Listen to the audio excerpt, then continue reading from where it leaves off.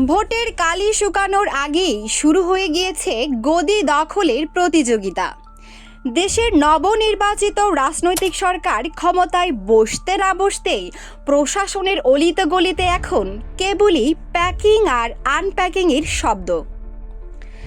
নীতি নির্ধারণী সচিব থেকে শুরু করে থানার ওসি সবখানে চলছে এক বিশাল শুদ্ধি অভিযান। তবে একে প্রশাসনিক সংস্কার বলা হলেও নেপথ্যে বইছে দলীয়করণের তীব্র লু হাওয়া। মেধা আর জ্যেষ্ঠতা এখন ডাস্টবিনে, আসল যোগ্যতা হলো আপনি কতটা বড় পলিটিক্যাল ফ্যান।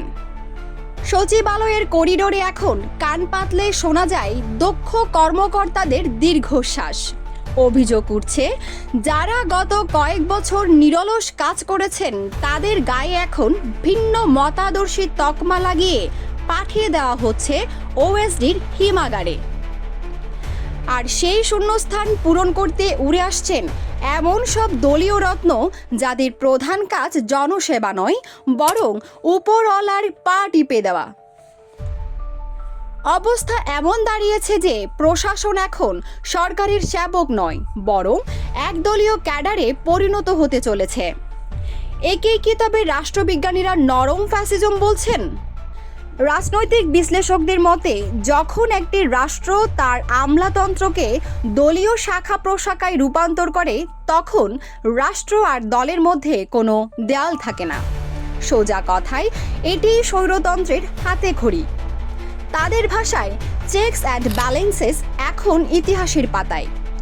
যখন সব পদে কেবল জি হুজুর বলা তোতা পাখিরা বসে থাকবে, তখন সাধারণ মানুষের ফাইল আর নড়বে না, কেবল নড়বে দলীয় ক্যাডারদের পকেট।